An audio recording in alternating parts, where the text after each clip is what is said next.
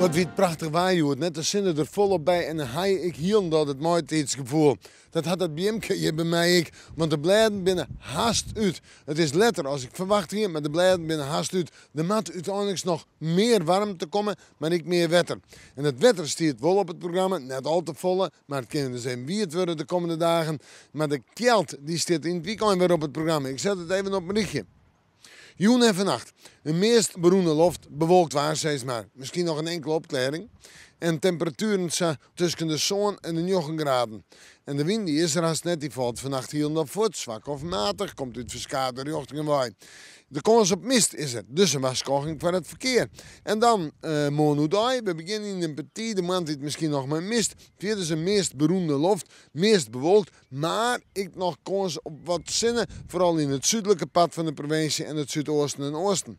De temperatuurverschillen binnen de Rik, 14, 15 graden in de kustgebieden, 16 en 19 graden op de orenplakken, maar de hoogste temperatuur in het oosten en het zuidoosten. De wind komt dan ook uit het westen en het zuidwesten waait vanuit het koude wetter en die is matig en vrij krachtig.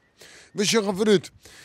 In de nacht van toonsdag op vrijdag een buiig waartype, dus ruimwetter, meest bewolkt. Sneeuw, snijn, droeg waar.